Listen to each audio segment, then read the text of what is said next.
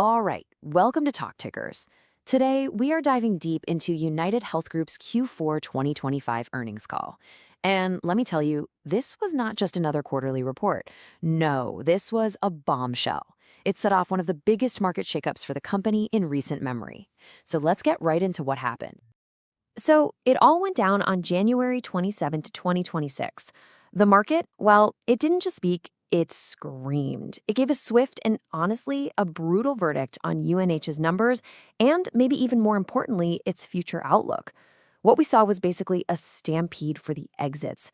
This ended up being one of the absolute worst trading days for this healthcare giant. And this number, wow, it really says it all, doesn't it?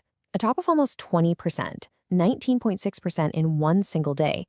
We're not talking about a little dip here. This was a catastrophic freefall. It wiped out tens of billions, that's billions with a B, in market value and sent some serious shockwaves across the entire healthcare sector. Now, to really put this into perspective, you have to understand this wasn't just a one-off bad day. Look at this data. Over the past year, UNH has just plummeted, down nearly 47%. And while that was happening, the healthcare sector as a whole was up over 7%. The S&P 500, up more than 17%. So this isn't just a blip. It's a story of some really deep, ongoing problems. And believe me, this was not a quiet, slow drift downwards. No way. The trading volume tells the real story. Just look at that massive spike. Over 65 million shares were traded. That is roughly 7 times the normal daily average. You know, this isn't just a few people trimming their positions. This is the big money, the institutional investors heading for the door and selling off hard. Okay, so what on earth caused this level of panic? Because here's the confusing part. On the surface, the company actually posted a small beat on its adjusted earnings. But as we're about to see, those headline numbers were hiding a really, really messy situation just under the hood.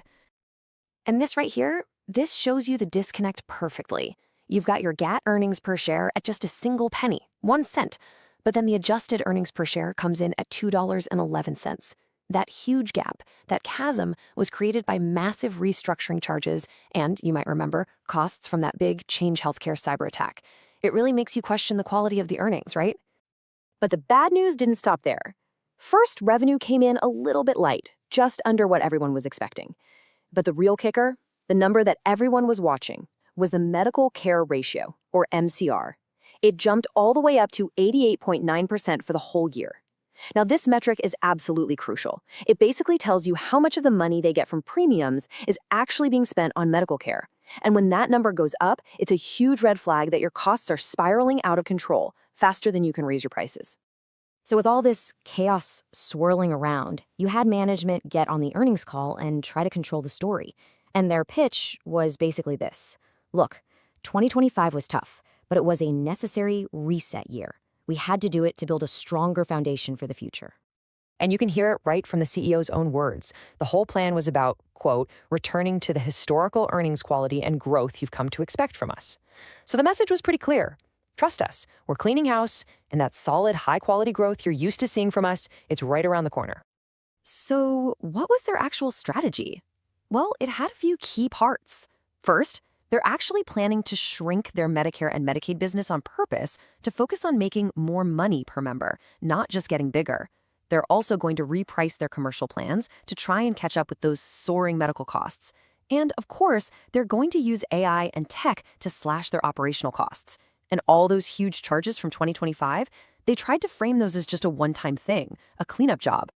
Okay, so management laid out a plan. It sounds reasonable enough, right? So why in the world did the market just completely reject it and so violently? Well, the answer comes down to a perfect storm of 3 big fears that just completely drowned out any of management's optimism. Let's break them down. And this number, this was really the spark that lit the fire. This is the proposed 2027 Medicare Advantage rate increase from CMS, you know, the government agency that decides how much they get paid. And the proposed increase? Barely 0.09%. That is shockingly low. It's practically a rounding error. And it sent a clear signal to the market that a really tough, maybe even hostile government policy environment could be on the horizon. So when you put all these fears together, you can totally see why investors just ran for the hills. First, you've got these major policy headwinds from the government that could crush future profits.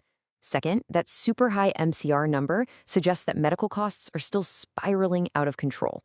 And third, management itself guided for a revenue decline next year. A decline for a company like UnitedHealth that's almost unheard of.